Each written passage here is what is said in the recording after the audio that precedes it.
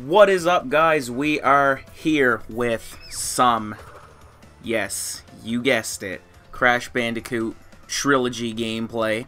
We are here with Crash Bandicoot Warped. I figured, I haven't played this one yet in the trilogy. I started off 1 and 2 already just to see what it was like. My sister wanted to play, so we played some of 1 and 2. So I figured, I said I was going to have footage out. Why not just have this whole playthrough as this whole game, every single level? So, let's start with this Crash Bandicoot Warped playthrough. Let's get it. With Toad Village, level 1. Crash, crash, crash. Why must you always muck in my mud? Oh, look! I have a mask helping me, too. We will find out which one is more powerful soon enough. Obviously, with cutscenes and stuff like that, I'm just going to be quiet. The new mic I have now, I don't have to worry about me interfering with it, like breathing and stuff like that, because it's a good distance away from me. So, anyway, let's get this in. How many of you guys are liking this trilogy so far? I mean, I'm really loving it. I'm loving the graphical overhaul of the whole thing. I'm just loving the overall look of it, too. So we are going to try to go for 100%. When it comes to boxes, I'm going to leave the relics because you get the running power up after a while. So I figured, why not just leave the running power up to get all the relics with. I'll most likely do the relics and stuff when or after we get there. After we beat the game, I might just say, okay, we're going to do a completionist run, so here we go. But until then, we're just going to get boxes. There we go. Free life. And as crazy as this sounds, yes, I will be trying to go for the platinum for this game. Crash Bandicoot 1, probably not. And Crash Bandicoot 2, probably not, but I'm going to try. Okay. This level is so easy to get all the boxes on. Very simple. But yeah, the game soundtrack is better on this. The character model obviously looks amazing, looks crisp. Not C-R-I-S-P, C-H-R-I-S-P.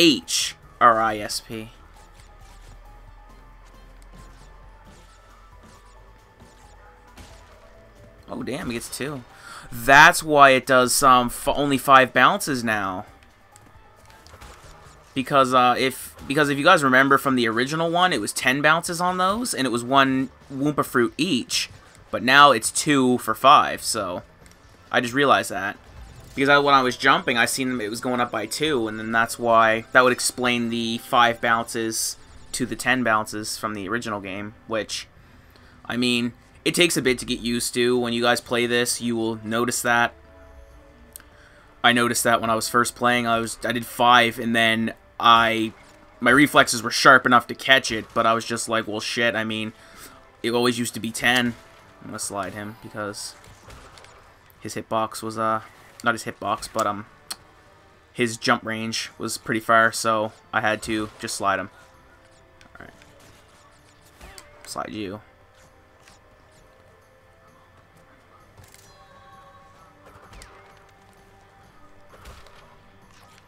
And no, I'm not going to DSP it if I have to say that, if I could say it that way. And I don't mean, I'm not bashing him in any way. I'm just meaning that on his stream that he had back when he did Crash Bandicoot 2, he did the same thing over and over and over to get 100%. If I can't get the boxes in like 1 or 2 attempts, then I'm just not gonna bother with it, just because this is a playthrough. So, I'm not saying it's a 100% playthrough, but if I can try to go for it, I am. But it's not a 100% playthrough, like, guaranteed. So, if I just can't do it, then just for the sake of the video and the progress, we're just going to keep moving. So, that's what I mean by I'm not going to DSP it. Just I'm not going to keep going and going and going and making you guys, bored, if that's the right thing to say. But, yeah, we want to save. Manual save, of course. Now, I found that weird. Like, you can save anywhere you want, like, on the fly. Like, if you guys remember that, excuse me, back in the day, you saved right here. That was really weird. Now, I can switch into Coco here. Yes, I wanted to join my adventure. That's sweet.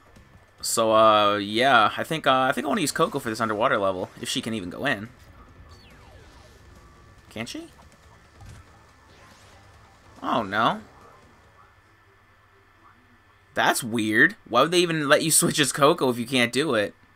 Maybe they have some levels where, like, it shows Crash's face, which meant that it was his levels, so maybe in this version it shows two faces if you can use Coco? I don't know. But yeah, like, what's the point of saying I can use Coco if I really can't, you know what I mean? Can those fishes hurt me? Oh, no. I thought they could hurt me. I was wondering why they were coming around me. This level's kind of easy to get the gem on. You just have to... A lot of it's just memory, right? So it's going to be a lot of memory for me. I'm just going to be able to know where all the boxes are and things like that. But there are some things that are... There are a lot of things that are different about this trilogy. And I don't know about this game yet. Because like I said, this is the first time that I'm touching the Warped remaster. Because I only touched 1 and 2. Damn it. My spin was off. I will say that. It was really trash. Let's go, Crash. Oh yeah, that's how you swim faster. I forgot that's how you do that. I'm not necessarily speedrunning. I mean, it feels like I'm speedrunning because I'm even feeling like I'm moving a little fast, but I just played this game so much as a kid, so it's like I'm basically in autopilot mode playing this. So it's like I don't mean to go fast, but if I go fast, it's just because I'm very familiar with the game.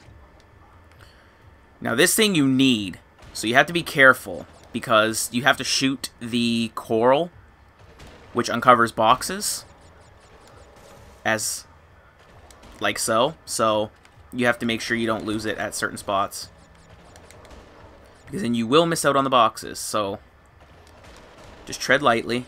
You're in no rush. Crash is lazy. He doesn't like to rush.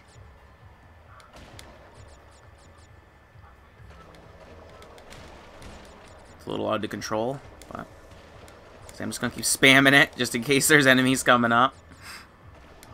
It's good for destroying those bombs, too. I think that might be the only section that has those boxes there, because... Oh, no.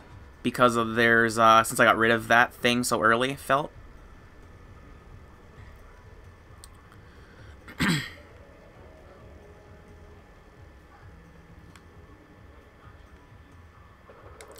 But yeah, I'd like to see the rating. I'm pretty sure I've seen the rating on IGN for this remaster trilogy, and I think it was like an 8.5 or so out of 10.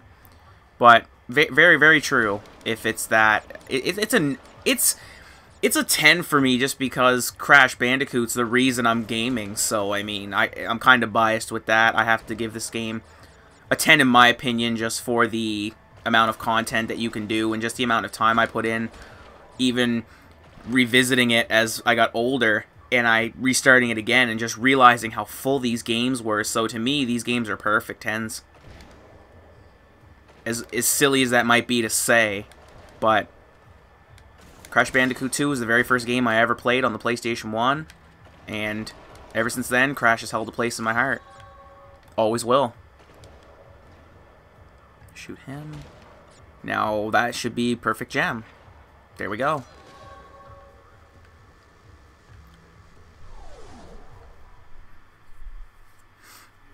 Oh, it looks like they got rid of that. In the original one, when you did that, he like took off his boxers and his shoes and stuff whenever he got into that, but it looks like they might have took it out.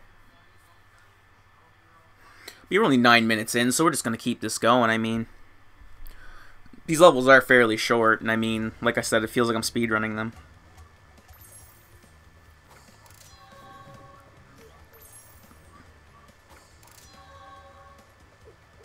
But yeah, there's no point of doing the relics for this game just because... Or there's no point of doing the relics so early when you end up getting the running power up, which allows you to go a lot faster. So Okay, I'm gonna see if it does that. Okay. So some levels Crash has to do, and some levels Coco can do. Okay, I understand that now. Because if I switch to Crash, then I can still do this level. Okay. So some levels Coco just cannot do. I got it. Okay.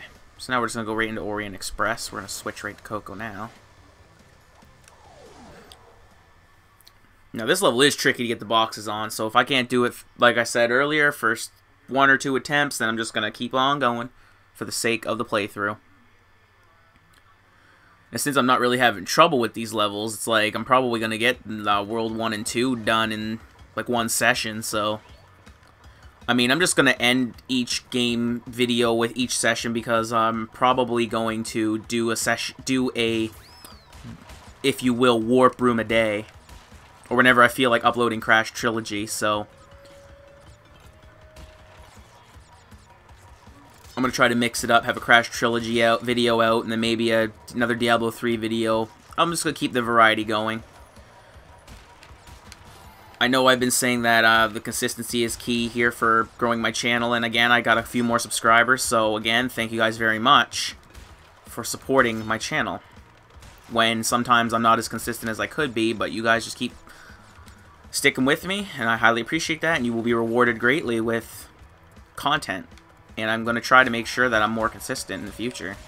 I always say that, but it's people who don't do it, it can be a struggle sometimes to be consistent. So if you're thinking about starting a YouTube channel, go right ahead. I mean, if that's what you want to do, just follow your heart, press on with it. But consistency is key. Like a lot of things, consistency is key with having a very successful YouTube channel, or even just a mildly successful YouTube channel just when you're getting started.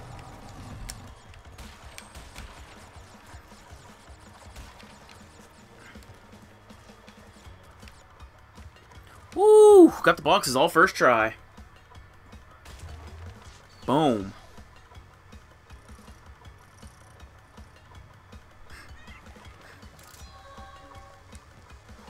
You guys didn't realize, I wish you guys could realize how, well, that felt like a little bit of a struggle.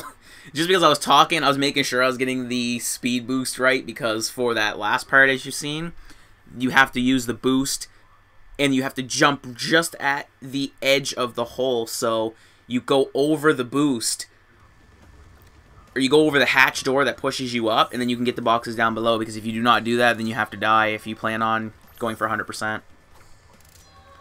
But I just remember being able to get those boxes real easily.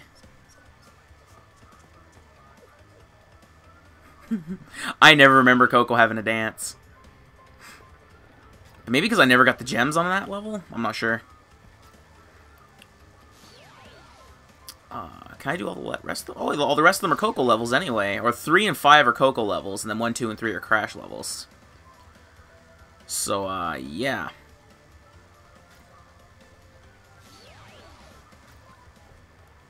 We did 3 levels already. I think we'll do 1 more, and then I will... Since there is the boss fight, I forgot to factor in, so I think this will be the last level, and then that'll be it for this session.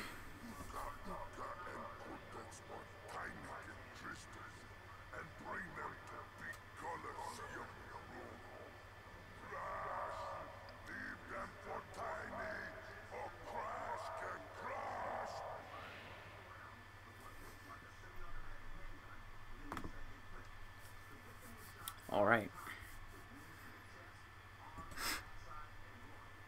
Boneyard. So I've only seen like a little bit of gameplay of this game, because obviously I know what the game is because I played it years ago. And, but I just didn't, it just almost felt like it was a brand new game, you know what I mean? Because it was such a long time coming for this remaster. Just because over the years that we wanted it, and then when they said it was coming, and then you had to wait a little longer, which I'm glad we did, because it's an amazing product, what this is.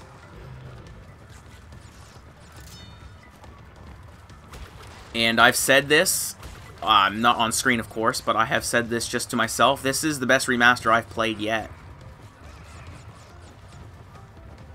It's a true definition of a remaster. It is the...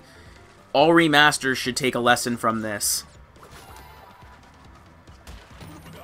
I mean, they took the lesson from Halo and Gears, or not Gears, Halo and Metal Gear and all of that. When it comes to the collection route, which is the best way to go if you're going to do a remaster of a franchise. You're not just going to remaster one and then keep going like Call of Duty, I think, plans on doing, but you want to do it in a collection. Especially if you want to put a high price tag on it and not... Or if you want to put a high price tag on it and get money. So I'm not going to be able to get all the gems in this run. Which is a drag. I don't know what I missed to not be able to get that. I don't recall missing gems. I think I maybe have to get relics to unlock that. But yeah, it's like the standard for remasters, and if it's a really good franchise that people want, do a collection. There's no other way to do it. I mean, if Spyro's going to come out with a remaster next, has to be a collection. You can make all the Spyro games slap the same price tag as this was, and you will not have a problem selling that. I mean, this game sold well when in its first week. It sold really well. Just being careful. Okay, yeah, I'm gonna need that. There we go. You go back down. Get the boxes. And that's another thing about remasters too. It's like if you make a remaster, add content, and that's what they did. They allowed Coco to be playable now, which is, if it's another character, sign me up. Like, that's what I really loved about Assassin's Creed Syndicate, was that it had 2 characters that you could swap in and out almost anytime you wanted.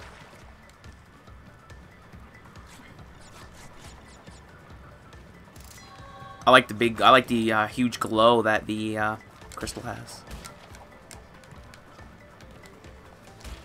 Nice try, box. Nice try.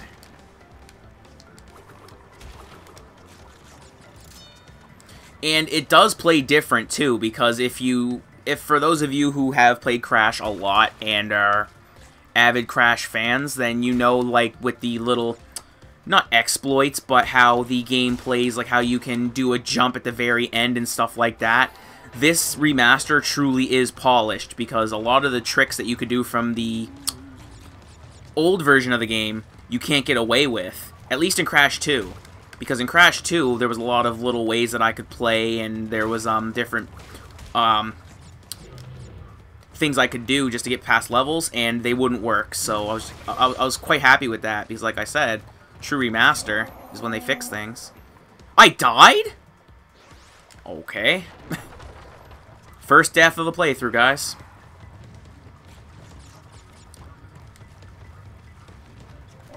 But yeah, there's like a lot of things that you just have to... You have to basically change up your game. He crushed the box for me. So now I gotta remember to spin. Don't go over here. Spin here. There we go. Woo! I had to slide. Okay, so I was able to get that gem. So now I have to come back in the level and then get the secret path gem.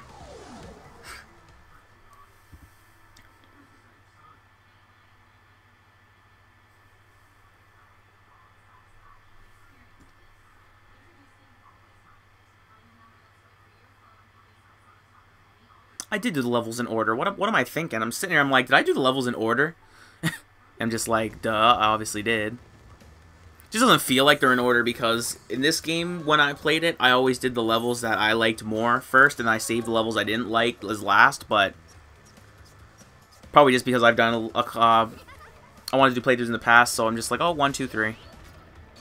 Just gonna double check. Yeah, I did that one, obviously. Did number 2, obviously. And then 3. Yep, and then 4. So guys, that wraps it up for the first session of the playthrough. The next time we come back, we will be starting off with making waves, and we will be into the second warp area, and also after making waves, we will be facing Tiny as well. So, see you guys later. I hope hit the like button if you liked it, hit the subscribe button if you liked it also, because you guys already know we like to keep it all the way G. See you guys later.